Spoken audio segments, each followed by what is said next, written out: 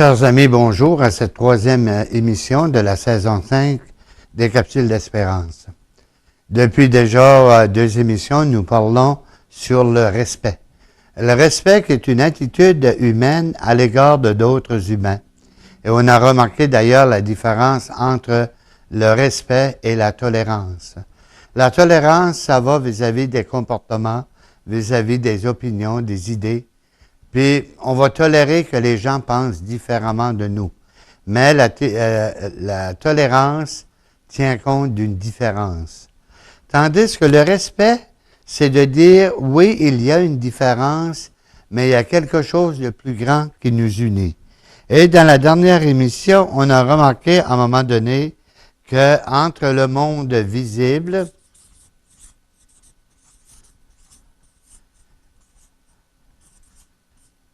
et le monde invisible, il y a nécessairement la réalité de Jésus-Christ.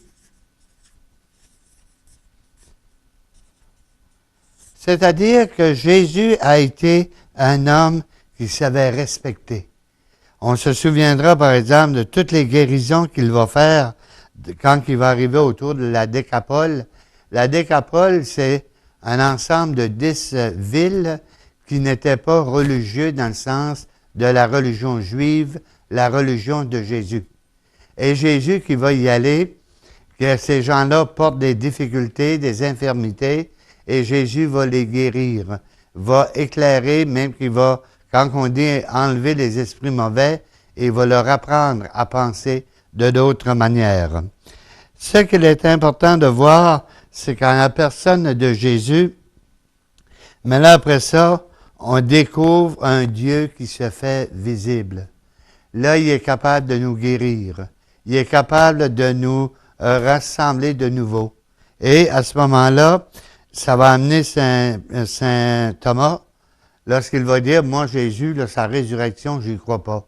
Si je ne le touche pas, ni dans son côté, ni dans ses mains, j'y croirai pas. Et Jésus est là, présent, puis finalement, il le touche, puis il va dire, mon Seigneur et mon Dieu. C'est-à-dire que c'est la première fois qu'on va parler d'un terme de Seigneur, l'équivalent de Dieu. Parce qu'anciennement, on ne pouvait pas parler de Dieu. Mais Thomas, qui dans sa souffrance, va faire le lien entre les deux. L'Église ici, elle a un rôle important à jouer. Puis, c'est que dans l'histoire du temps, à fur et à mesure qu'on évolue, il y a nécessairement ce qu'on appelle des blessures. Des blessures reliées à la vie, des blessures reliées à la croissance. Et ici, j'aime voir, parce que c'est souvent utilisé, le grain de blé. On sait que le grain de blé qu'on met en terre doit mourir et qu'il va pousser une germe qui va devenir un autre blé, qui va être fauché, qui va être broyé pour en faire du pain. C'est tous des processus de blessure, processus de croissance. Mais imaginons, ça c'est de ma fantaisie, j'ai 2 grains de blé avec moi. Il y en a un que je vais semer, puis l'autre, je le garde précieusement. Puis avec moi, le grain de blé que j'ai gardé va suivre le processus de l'autre. Dans la blessure, on pourrait dire qu'il y a nécessairement, il n'y a plus d'unité. On ne parle plus de la même chose. On fait partie d'une bande à part. Alors, à ce moment-là, et qu'est-ce qu'on va faire lorsqu'on verra le grain de blé issu du blé qui est décédé? Mais là, on arrive avec ce qu'on appelle les ruptures. Les ruptures en Église.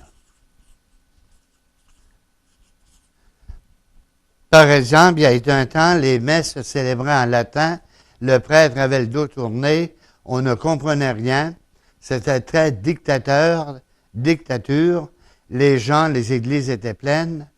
Arrive à un moment donné où on change la manière de célébrer, on parle au peuple, le langage que les gens comprennent. Il y a des gens qui font une rupture. L'Église a trop changé, je n'y vais plus. Il y en a d'autres qui vont dire, l'Église a pas assez changé, je n'y vais plus. Ici, ce qui est important de tenir compte, c'est que dans le principe de Jésus ressuscité, mais c'est l'ancien plus le nouveau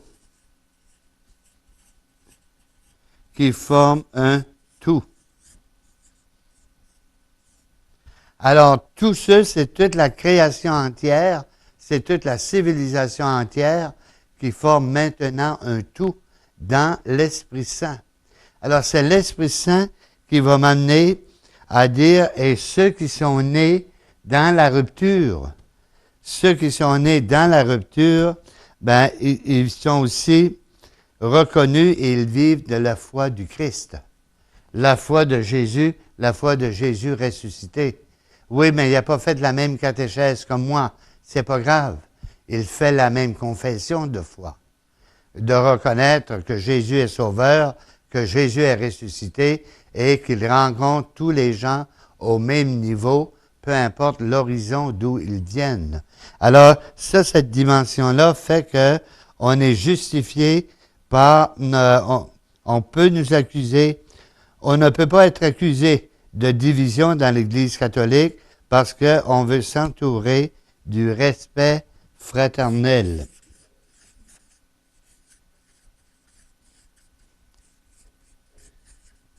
Alors, si moi j'ai été baptisé et j'ai été fidèle à tout mon cheminement de baptisé qui m'a amené à la première communion, à la confirmation, moi qui m'a amené à devenir prêtre, l'autre, il s'est rendu jusqu'à la première communion, mais pour différentes raisons, il n'est pas allé plus loin. Il y a encore fraternité. On doit le respecter dans une attitude de fraternité. On n'est pas propriétaire de son cheminement. On n'est pas propriétaire de ce que nous sommes devenus. D'ailleurs, si dans un jardin, vous aviez toutes les mêmes fleurs, les mêmes couleurs, ça serait dole puis pas à peu près. Moi, j'aime voir le jardin de Dieu avec une multitude de fleurs de différentes couleurs, des petites, des grosses, à moitié épanouies, complètement épanouies, mais c'est ça qui fait la richesse du jardin de Dieu. Et si je peux respecter dans la vision de Dieu que sur la terre, Jésus ressuscité regroupe l'ancien et le nouveau pour faire un tout, mais là, je dois avoir le respect fraternel, c'est-à-dire, je ne suis pas obligé de le marier, mais je ne suis pas obligé de l'estropier non plus. Il y a un territoire, il y a une zone qu'on est capable de se respecter, puis c'est le respect fraternel. Quand Jésus qui va ressusciter, il va faire quoi? C'est que c'est là, dans la résurrection de Jésus,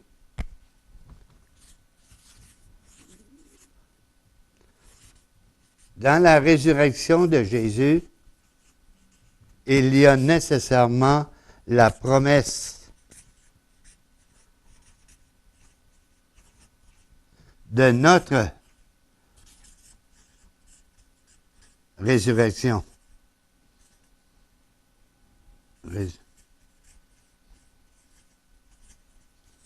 Jésus n'est pas seulement ressuscité pour faire peur à ceux qui l'ont mis à mort. Imaginez, ils le mettent dans un tombeau, puis 3 jours après, ils se promènent, ils saluent les gars. On peut imaginer un peu la réaction. Non, Jésus, dans sa résurrection, il vient nous dire la promesse du Père, que vous autres aussi, vous allez ressusciter avec moi, elle est vraie. Mais elle est vraie dans la mesure qu'on engendre le respect. Et un signe du respect, c'est quand je dis « je ne sais pas », mais je crois. Je ne sais pas en quoi je fais partie de la résurrection de Jésus, mais j'y crois.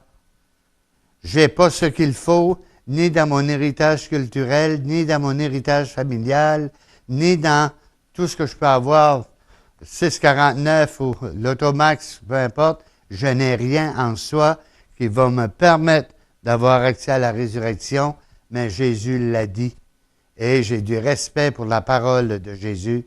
Il l'a dit, donc j'y crois. Je n'ai pas de preuves, je ne peux pas expliquer comment les choses vont se produire, mais c'est ainsi que les choses se produisent. Alors c'est là que Jésus vient ressusciter pour que le corps et l'âme du croyant participent déjà de la dignité au Christ. Dans la résurrection de Jésus qui est faite, s'engendre déjà la dignité de mon corps.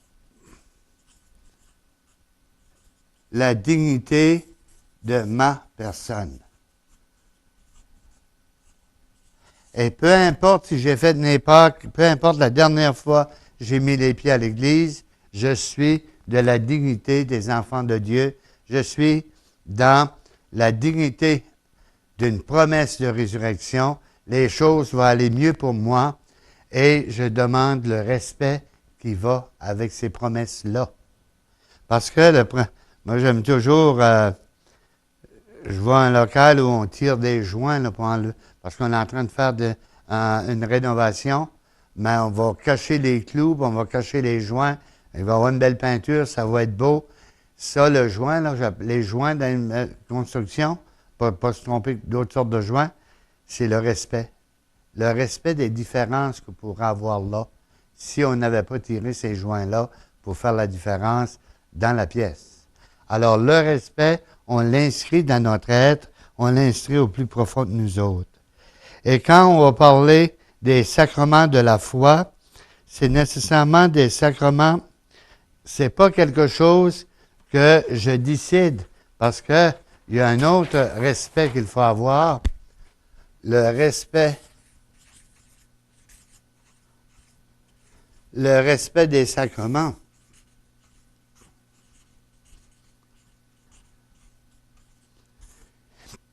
Souvent, et c'est un reproche que j'ai fait des fois à des comités de liturgie, on veut tellement attirer les gens à la célébration qu'on est prêt au niveau de la liturgie de changer des formules comme si qu'on les attirait avec du miel. Comme s'il fallait à l'intérieur de nos célébrations avoir tout ce qu'il faut pour qu'il y ait le goût d'en revenir la semaine d'après. Ce n'est pas nous qui attirons les gens à nos célébrations. C'est l'Esprit Saint qui les pousse à venir aux célébrations parce qu'ils ont soif, puis ils rencontrent dans nos célébrations cette soif. Moi, je me souviens, un groupe de prière ne me sentait pas à la hauteur de la situation du tout. Et des fois, on pense qu'on est bon parce qu'on se sent à la hauteur, mais là, je n'étais pas à la hauteur. Puis, à un moment donné, il y a quelqu'un qui était venu, le groupe se rassemblait au 3e étage. Puis au 2e étage, il y avait des ateliers pour personnes handicapées. Alors, ce type ici arrive, « Salut mon ami, bienvenue, fais comme chez toi. » S'installe, et vient de voir après, il dit, « Daniel, tu m'as joué un tour. » Moi, j'étais venu pour me faire voir, pour après ça disparaître, pour descendre en bas, faire un vol, puis vous n'auriez pas pu dire que c'était moi, vous m'avez vu dans la salle. Mais la manière que tu m'as accueilli, je me suis senti chez moi, puis il s'est mis à pleurer parce qu'il n'y avait rien à manger. Alors, je me suis organisé pour qu'il y ait quelque chose à déjeuner le lendemain. Qu'est-ce qui s'est fait? Le respect envers la personne. Et quand on pense, par exemple, le vol, on peut dire que c'est un non-respect envers les choses. Il fait de l'argent comme de l'eau, voir s'il va s'apercevoir qu'il manque une chaise. il va s'en procurer un autre. C'est qu'à travers la chose, il y a la personne. Un peu comme aller prendre un repas chez quelqu'un, ben c'est de manger de la nourriture, c'est bien bon, mais si tu veux être par respect, c'est la personne qui est autour de la table qui fait la différence. Alors, il y a le sacrement, les sacrements qui nous sont donnés, c'est pour établir ce respect entre les dons humains que la nature nous comble, mais les dons divins donnés par Dieu pour qu'ils aient une orientation. Les dons qui viennent de Dieu, les dons qui viennent de la nature, puissent harmoniser, de sorte que, oui, la nature m'a donné un champ de blé, mais Dieu m'a donné le sens du partage. Donc, je n'ai pas besoin de garder tous les champs de blé pour moi. Je peux peut-être le partager avec l'autre, le resituer dans sa dignité, puis dans le respect de sa personne. Alors, lorsqu'on voit que Jésus ressuscité, bien, il vient pour ramasser tout le monde dans un corps souffrant. Le corps est pour le Seigneur et le Seigneur est pour le corps. Alors, c'est pour ça qu'il va faire dire, faut que je sois bon, Saint Paul qui va dire, il faut être bon pour son corps, c'est le lieu de rencontre de mon Dieu. Alors, Dieu, c'est souvent, mais j'en ai vécu l'expérience, les plus grands conflits qui se vivent dans la vie, c'est la tête et ses idées qui paniquent, et le cœur et ses élans de paix. Et où je choisis, à quel endroit je vais m'asseoir. Et si je choisis le cœur et ses élans de paix, je rencontre quelqu'un dont l'esprit m'apaise, me rassure, fait en sorte qu'il me fait dire, je ne sais pas comment ça va se produire, mais je sais que ça va se produire. Et à ce moment-là, lorsque le Christ est là et qu'il vient y faire la paix, mais là, il va prendre la forme des sacrements.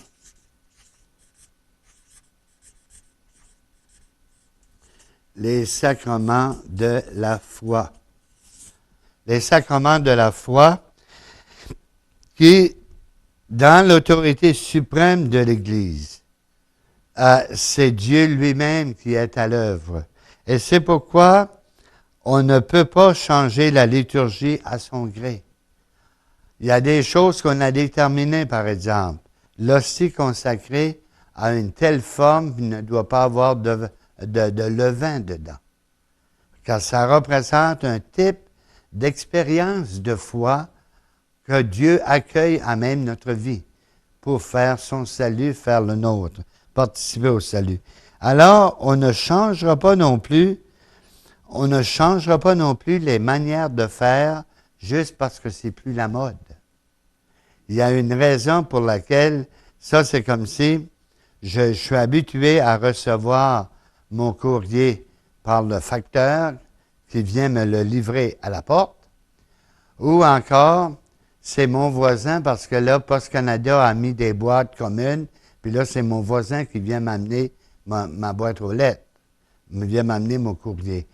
C'est le même courrier, mais ce n'est pas le même chemin. Alors, moi, je peux dire, j'ai rien contre les boîtes communautaires, en longtemps que j'ai mon courrier, mais le type peut dire, oui, mais moi, quand je reçois mon courrier par le facteur, c'est peut-être la seule visite que je reçois dans la semaine, quelqu'un avec qui je peux parler. Alors, voyez-vous que ce n'est pas au niveau de la forme qui fait problème, c'est au niveau du fond. Il faut toujours, quand on parle du fond, mais c'est fondamentalement, c'est le fondement, la base. Alors que le contenu, ben, il va prendre la forme qu'on lui donnera. Quelle est la différence entre un verre d'eau et une tasse d'eau? La forme. Il y en a un qui boit son eau dans une tasse, l'autre dans un verre. Mais il y en a un qui va porter attention dépendant le contenant. L'autre va dire pourvu que ce soit de l'eau, peu importe le contenant. Donc ici, dans les sacrements de foi, ce sont des gestes qui nous rassemblent pour mettre en commun ce que la nature, normalement, pourrait diviser. Différence entre les hommes et les femmes, entre les jeunes, les moins jeunes, les plus âgés, entre les différents groupes, s'il vient de la ville, s'il vient de la campagne, quelle sorte de voiture qu'il peut avoir. Et je me souviens, j'avais un paroissien, puis il y avait une vieille voiture, puis il avait de la misère à partir. J'ai dit, c'est ça que tu conduis? Et il dit, oui, père, faut bien conduire, qu'est-ce qu'on peut se permettre? Ça que d'autres ne se posent même pas la question. Besoin d'une voiture, je la prends. Alors, c'est toutes ces divisions-là qui peuvent se faire dans notre vie. Puis quand on s'enfarge dans la division, le respect ici est très difficile à mettre en évidence. À passer par-dessus la différence pour regarder qu'est-ce qui peut être pareil dans notre élan d'aller en avant. Ici, ce que je peux trouver aussi important, c'est quand on regarde les formes de baptême, les formes de sacrement. Et là, je trouve intéressant pour dire que le baptême,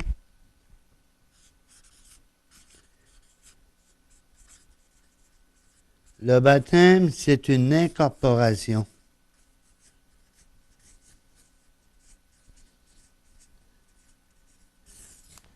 Le baptême, c'est une incorporation. Et quand est-ce que j'ai réellement vécu mon baptême, moi, Daniel Leclerc?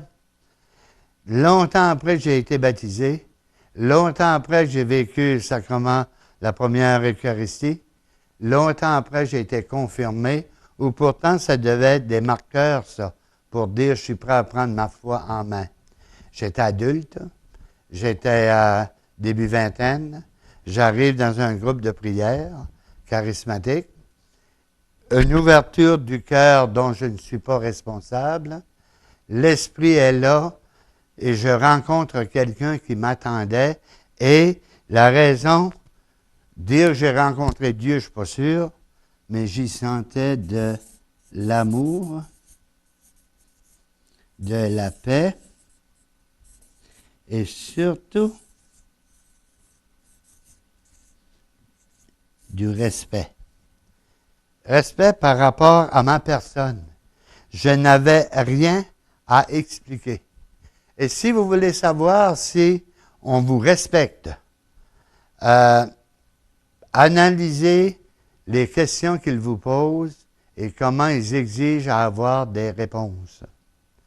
Quand on ne respecte pas quelqu'un, tant qu'on dit que le diable est dans les détails, et tous les menus détails. Pourquoi que tu es parti, puis qu'est-ce qu'ils ont dit, puis c'est vraiment comme ça que ça s'est fait. Quand on pose des questions comme ça, le respect n'est pas là. Quand tu respectes quelqu'un, tu l'accueilles dans tout ce qu'il dit. Puis tu n'avances pas, tu n'es quand même pas un interrogatoire, tu n'es quand même pas les enquêtes du bidon, tu n'es quand même pas là sur une enquête criminelle. Il faut vraiment que tu trouves un coupable. Non, tu l'accueilles tel qu'il est en accueillant les réponses qu'il donne. Et c'est là que ça devient, c'est là que j'ai senti, 21, 22 ans, mon baptême, j'étais incorporé. Je suis incorporé depuis, j'ai été baptisé à l'âge d'une journée et demie, oui, mais j'en ai pris conscience, j'en avais 21 ans. Et c'est là où c'est important dans la vie, c'est le moment où j'en prends conscience, il est là le moment de le vivre.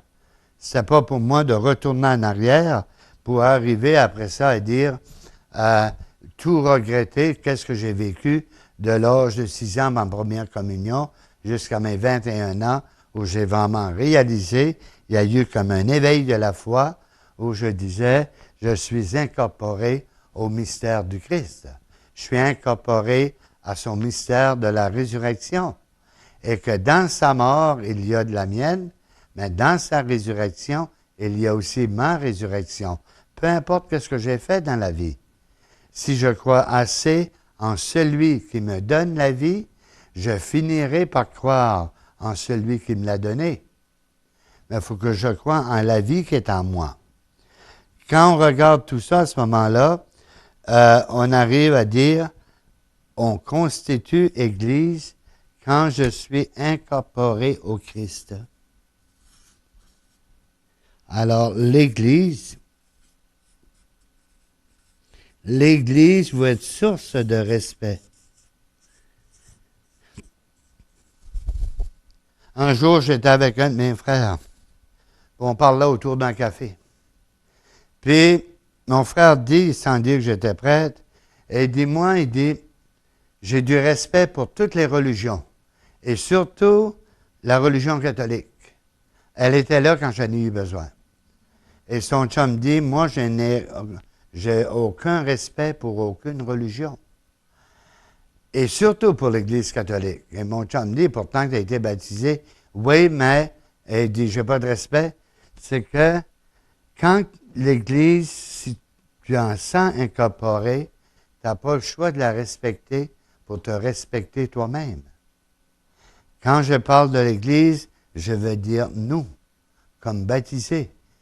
Le mystère divin en la personne de Jésus qui s'intègre dans le mystère humain où moi, Daniel, j'en fais partie avec d'autres, et c'est ce même souffle qu'on respire ensemble pour s'orienter vers une même orientation, pour s'orienter vers un autre but. Et c'est là qu'on arrive à faire communion ensemble. De sorte que, quand on est habité de cette connaissance, où c'est Jésus qui vit en moi, c'est le Christ qui vit en moi, dira saint Paul, à ce moment-là, j'ai une connaissance qui m'amène à vouloir grandir dans mon comportement chrétien. Une expérience des choses humaines, le respect, la délicatesse envers les gens qui pensent autrement, envers les gens qui sont tombés. Aussi aimer la vérité et reconnaître le pouvoir du magistère. Le magistère, c'est quoi? C'est le pape, les évêques réunis ensemble. Pas juste un, mais un ensemble. Puis, le respecter, ça ne veut pas dire que ça ne gringe pas ses bords. Mais je ne le condamnerai pas et je ne m'y opposerai pas, mais je me permettrai de poser des questions parce qu'on l'a vu dans la saison 4, que l'Église, le pétrine qu'on appelle, c'est-à-dire l'autorité de l'Église, ne peut pas s'opposer à la grâce de la mission, à la conscience qui est animée par la Sainte Vierge. Alors, c'est toujours la prière qui est fondamentale dans notre manière de vivre. Moi, je respecte tous les gens, y compris ceux qui ne me comprennent pas. Je vous souhaite une excellente semaine. Je vous rappelle les coffrets des saisons précédentes qui sont disponibles à différents endroits. Vous pouvez consulter. Et je vous rappelle que cette émission, la 5e saison, est une gracieuseté à 75% des coffrets que vous vous êtes procurés pour vous faire cadeau. Passez une excellente semaine. On se revoit à la semaine prochaine. Cette nouvelle saison de Capsule Espérance a été financée grâce à la vente des coffrets DVD. Pour vous procurer les coffrets des saisons précédentes, contactez-nous à info@tvdl.tv.